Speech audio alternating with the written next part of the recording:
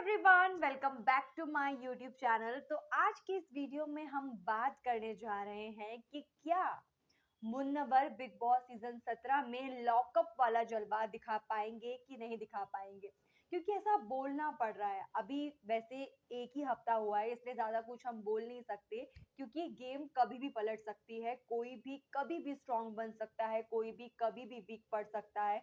और at the end जो हमारा पूरा ओवरऑल जो मैटर होता है, या कोई स्ट्रॉन्ग या वीक कहलाता है, किस बेसिस पे कहलाता है? On the basis of their fandom, fan base की वजह से।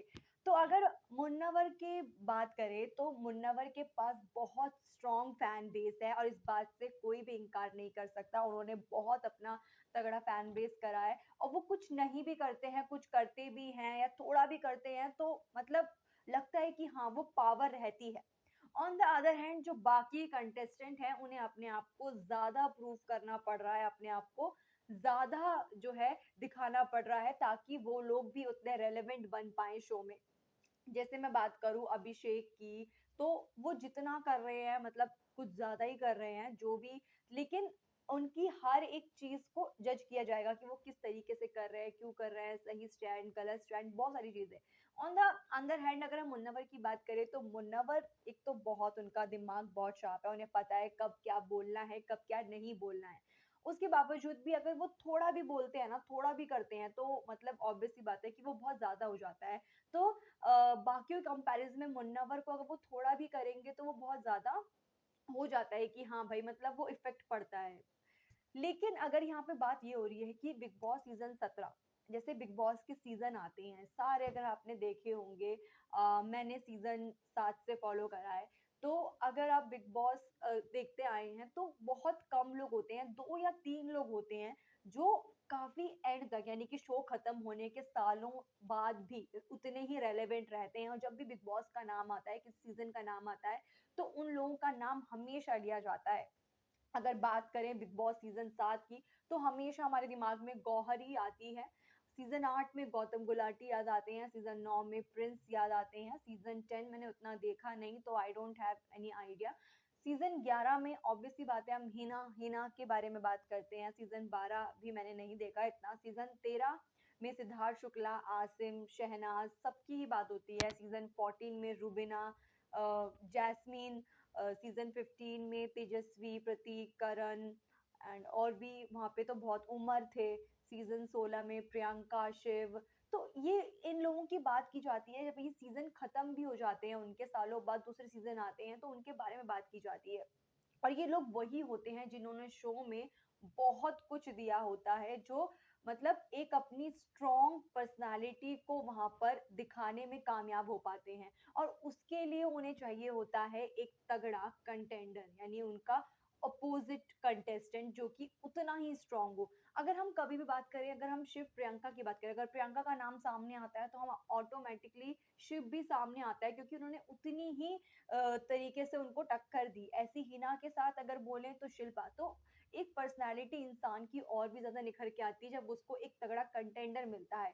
तो अगर मैं बात करूँ सीज़न 17 की, तो मुझे ऐसा क्यों लग रहा है कि मुन्नवर को एक तगड़ा कंटेंडर यहाँ अभी तक तो देखने में नहीं पता चल रहा है कि मिल पाया है। और जब तक वो नहीं मिलेगा, तो जो एक होता है ना कि एक कनेक्शन और एक स्ट्रॉन्ग कनेक्शन, एक पर्सनैलिटी, स्ट्रॉन्ग पर्सनैलिटी, वो दिखकर सामने नहीं आएगी। क्योंकि यहाँ पर क्या हो रहा है, आई थिंक अभिषेक और मुन्नवर वो अच्छे दोस्त हैं, विकी और मुन्नवर अच्छे दोस्त हैं, अंकिता और मुन्नवर अच्छे दोस्त हैं। तो मतलब मुन्नवर का भी ऐसा पता चल रहा है कि उनकी सबसे ही वो बहुत ज़्यादा कॉर्डियल है, किसी से उनकी ज़्यादा फ्रेंडशिप है, किसी से उनकी कम फ्रेंडशिप है। On the other hand show जाना जाता है राइवलरीज के लिए। इससे पहले हमारी वीडियो आ चुकी है चैनल पे कि इस सीजन की टॉप राइवलरीज कौन सी होंगी। तो उनमें से मैंने एक बताया था अंकिता और ऐश्वर्या। तो ये दोनों ही टेलीविज़न का बहुत बड़ा नाम है, और इन दोनों के बीच में खटास अभी से आनी स्टार्ट हो चुकी है। और हम लाइव फीड में भी देख सकते हैं, आने वाले एपिसोड्स में भी आपको देखने को मिलेगा कि ऐश्वर्या और अंकिता जो हैं वो अब उनकी सही से मतलब जो भी बातचीत वगैरह है वो नहीं बन रही है। और अगर ऐसा होता है, अगर ये इनके बीच की जो दूरियां हैं अगर और बढ़ती हैं, तो शो को ये राइवलरीज हमें देखने को मिल सकती है इन दोनों के बीच की। और हमेशा से ही जो दो कंटेस्टेंट के बीच का जो टिफ होता है या जो उनकी फाइट होती है वो देखने में अलग ही मजा भी आता है और बहुत इंटरेस्टिंग हो जाता है शो में। तो दोनों ही लीडिंग लेडीज हैं, अगर दोनों एक दूसरे के अपोजिट हो जाती हैं और एक दूसरे से क्लैश करती हैं तो कहीं ना कहीं सीजन 17 अंकिता और ऐश्वर्या के लिए जाना जा सकता है। क्योंकि और मैंने और एवलरीज बोली थी मुन्नावर के लिए और अनुराग, बट अनुराग और मुन्नावर ऐसा जितना कुछ अभी मेरे को देख पता नहीं चल रहा है कि देखने को कि हाँ वो बहुत कॉर्डियल है अनुराग के साथ भी। अनुराग भी इतना ज्यादा खुलकर सामने नहीं आ रहे हैं, काइंड ऑफ वो अभी तो सबको सेटल डाउन करने की कोशिश कर रहे हैं। तो मुन्नावर का भी अगर एक राइवलरी जो उससे हो सकती है वो मुझे लगता है काफी हद तक अनुराग से हो सकती है, जो कि वो स्टार्ट भी हमें शुरुआती दिनों में देखने को भी मिला था कि दोनों लाइक नहीं करते एक दूसरे को, बट लेकिन फ्रंट फुट पर कब आएंगे, क्योंकि एक हफ्ता तो ये होने वाला है, अभी तक ऐसा हमें कुछ देखने को नहीं मिला। लेकिन अभी जो देखने को मिल सकता है वो है अंकिता और ऐश्वर्या के बीच का क्लैश। और अगर ऐसा होता है तो कहीं ना कहीं सीजन 17 इन दोनों के नाम से भी जाना जा सकता है। अगर ये लोग आगे लेके जाए, अब ये किस तरीके का इनका बॉन्ड आगे बढ़ेगा, ये मतलब इन लोगों का सुलझ जाएगा रिलेशनशिप या फिर बिल्कुल ही अलग हो जाएंगे या बिल्कुल हेट्रेड जो हमें दो लोगों में देखने को मिलती है वो होगा। तो ये बहुत ज्यादा इंटरेस्टिंग हो सकता है, क्योंकि अभी शुरुआती दिन है, अभी हमें पता नहीं है कौन शाइन करने वाला है, कौन मतलब पहले ही आउट हो जाएगा। तो कुछ कंटेस्टेंट हैं जो जिनमें हमें कैपेबिलिटी लग रही है कि वो आगे जाके सीजन में शाइन करेंगे, क्योंकि at the end of the day season successful हो या ना हो, लेकिन कुछ कंटेस्टेंट जो है वो काफी ज्यादा सक्सेसफुल हो जाते हैं। जो सीजन रहता है वो उन लोगों के नाम से जाना जाता है। और हर सीजन मतलब 3-4 लोग तो होते ही हैं, जो 2 लोग तो मेन होते हैं, जो हमारे टॉप 2 होते हैं, टॉप 3 होते हैं, वो मेन होते हैं। उसके अलावा भी कुछ लोग होते हैं, 3-4 लोग और होते हैं जिनकी वजह से वो सीजन एक हिट सीजन बनता है।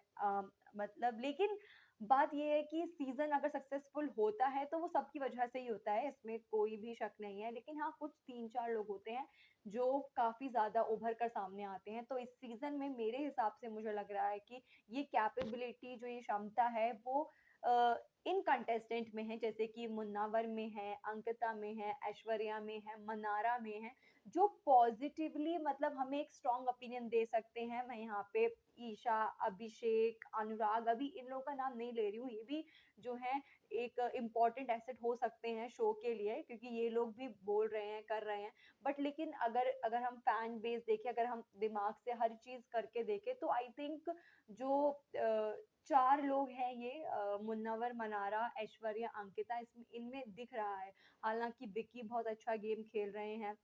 नील आई थिंक वो बहुत दिमाग से सोचते हैं, आई थिंक उनके पास माइंड है, बट कभी कभी वो कुछ ज्यादा ही अपना दिमाग चला लेते हैं। और दूसरा उनका जो वो उनको जो पीछे खींचता है, पुल बैक करता है, वो है उनका चुप रहना। वो इतना वो तुरंत रिएक्ट नहीं करते, इमीडिएट रिएक्शन उनके नहीं आते, तो काइंड ऑफ ये उनको थोड़ा सा पीछे खींच सकता है।